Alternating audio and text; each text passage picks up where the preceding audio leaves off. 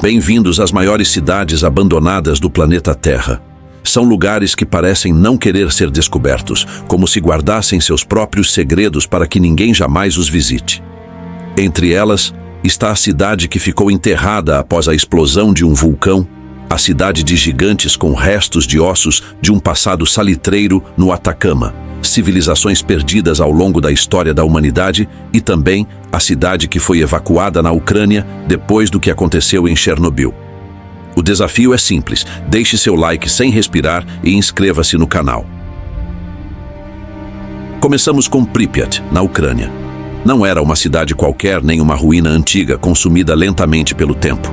Pripyat era uma cidade modelo do futuro soviético, construída na década de 1970 para abrigar os trabalhadores da usina nuclear de Chernobyl.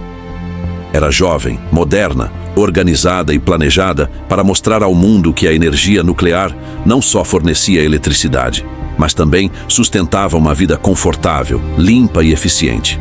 Era como uma espécie de Nova York daquela época, localizada a apenas 3 quilômetros da usina. Quando ocorreu o desastre de 1986, cerca de 49 mil pessoas viviam ali. O mais assustador é que tudo mudou em questão de horas. Apenas 36 horas depois do acidente, a cidade inteira foi evacuada.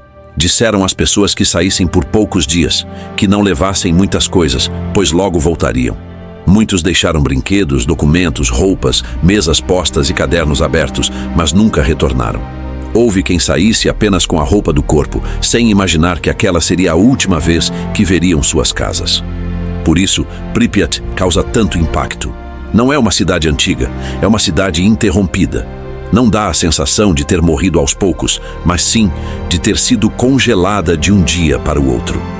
Sua imagem mais famosa não é uma catedral em ruínas nem um castelo medieval, mas uma simples roda gigante enferrujada entre árvores selvagens. Esse símbolo resume tudo. Uma cidade feita para famílias jovens, filhos de engenheiros, planejada para uma vida segura, transformada em silêncio no cenário mais marcante do medo nuclear. O mais duro não é apenas a radiação, mas também as mentiras do governo, os atrasos e o fato de que a cidade continuou vivendo por horas sem entender o que já estava no ar. E tudo o que nunca mais veria. Hiroshima parece saída de um filme de espionagem ou de um jogo pós-apocalíptico, mas foi completamente real. Trata-se de uma pequena ilha em frente a Nagasaki que durante décadas viveu comprimida ao extremo por causa do carvão. Seu nome significa Ilha Encouraçada, pois vista do mar lembra um navio de guerra de concreto. Essa aparência não é um detalhe pequeno. É o que explica por que se tornou uma das ruínas mais famosas do mundo. Ali funcionou uma comunidade mineradora de 1890 até 1974. No auge, chegou a abrigar cerca de 5.300 pessoas em um espaço minúsculo com uma densidade populacional absurda, considerada uma das maiores já registradas. Era praticamente um mundo de concreto, espremido contra o mar, com prédios residenciais, escola, hospital, lojas e áreas comuns. Tudo concentrado em uma ilha tão pequena que dava a impressão de que a vida estava empilhada umas sobre as outras. Mas quando o Japão passou a usar petróleo em vez de carvão, a razão de existir da ilha desapareceu. A mina foi fechada e a população sumiu quase de repente.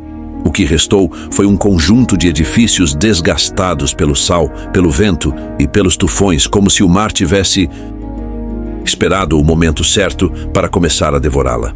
Seguimos com Plymouth, em Montserrat. Essa cidade tem algo que a diferencia da maioria das cidades fantasmas do mundo. Não foi abandonada por guerra, radiação ou esgotamento de recursos, mas engolida por um vulcão em tempos modernos, diante de câmeras, relatórios científicos e evacuações reais. Durante muito tempo, foi a capital de Montserrat e seu principal porto. Porém, em 1995, o vulcão Soufriere Hills despertou após séculos de silêncio, mudando completamente a ilha. As erupções começaram em julho e, com o passar dos meses, a cidade deixou de ser um centro político para se tornar uma zona condenada. Em 1997, grande parte dela foi destruída e soterrada pela atividade vulcânica. O impressionante é que Plymouth parece uma versão moderna de Pompeia, mas no Caribe. Não são ruínas de 2000 anos atrás. É um pedaço do mundo recente, congelado por uma força da natureza que ninguém pôde deter. Você está vendo uma capital relativamente recente, parcialmente enterrada sob cinzas, lama vulcânica e fluxos ardentes. A própria autoridade turística de Montserrat a promove como a principal atração da ilha, descrevendo-a como a única cidade das Américas soterrada por um vulcão. Até hoje, o acesso a essa área é rigidamente controlado, o que lhe dá um peso especial. Não é apenas um lugar abandonado, mas um lugar que continua lembrando a todos que a natureza não tem limites. É a prova de como uma capital inteira pode desaparecer sem guerra ou invasão, apenas por estar diante de uma montanha que decidiu voltar à vida. Seguimos com Varosha, em Chipre. Não causa medo por ser antiga, mas pelo que já foi. Durante o período britânico, essa região ao sul de Famagusta cresceu como um centro turístico e comercial moderno, com hotéis, praias e edifícios altos voltados ao lazer e ao dinheiro. Em 1974, com a intervenção turca, tudo parou de repente. O bairro foi fechado para civis, o turismo acabou e Varosha passou de vitrine do Mediterrâneo a uma cidade suspensa no tempo. Esse é o detalhe que a torna tão impactante. Não parece uma ruína antiga, mas um lugar cujo ritmo de vida foi interrompido de um dia para o outro. Mais do que uma cidade abandonada, é uma ferida política transformada em paisagem. Durante décadas permaneceu desabitada e sob controle militar. Não é apenas um cenário vazio para fotos. Cada prédio representa um conflito ainda não resolvido. Em Varosha, o silêncio não vem só do abandono, mas também da disputa.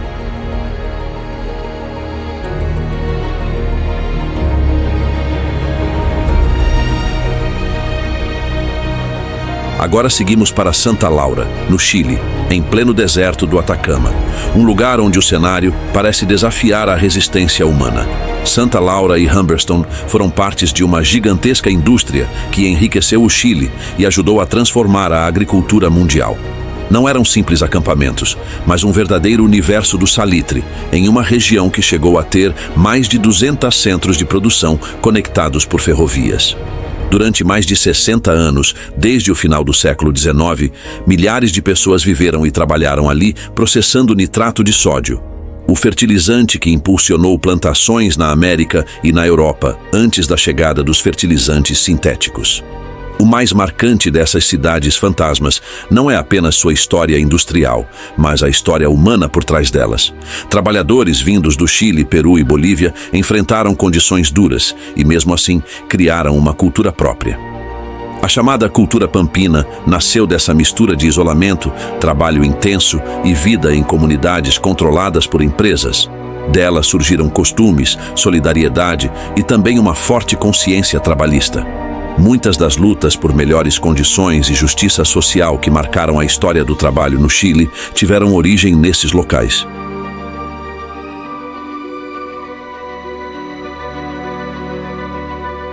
Seguimos para Wittenoom, na Austrália. Diferente de outras cidades abandonadas, ela não foi esvaziada por guerra nem por uma crise econômica comum, mas por algo mais silencioso e perigoso. Surgiu como uma cidade mineradora ligada ao amianto azul e, com o tempo, se tornou um dos maiores símbolos de desastre industrial do país. O mais inquietante é que, durante anos, as pessoas viveram ali normalmente. Criaram filhos, construíram casas e caminharam pelas ruas sem perceber que o perigo estava no ar. Não era uma ameaça visível, mas algo presente no oxigênio e no solo. O governo da Austrália Ocidental retirou seu status oficial de cidade e iniciou um processo de encerramento definitivo, comprando propriedades, removendo moradores e demolindo o que restava. A mensagem foi clara: o local não era seguro para a habitação humana. A área contaminada é enorme e o amianto, comprovadamente cancerígeno, transforma a exposição prolongada em uma ameaça grave e muitas vezes fatal.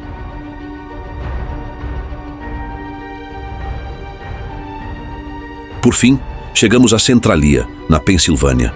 Parece uma maldição moderna. Não foi destruída por guerra nem por um vulcão, mas por algo ainda mais estranho: um incêndio subterrâneo.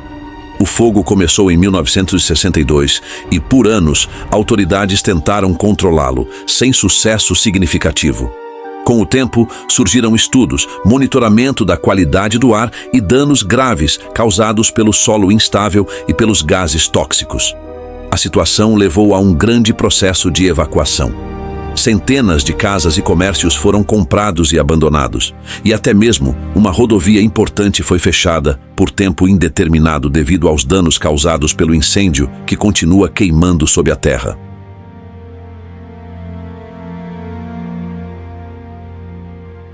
Se você curtiu esse conteúdo e quer ver mais histórias impressionantes como essa, já deixa o like e se inscreve no canal para não perder os próximos vídeos.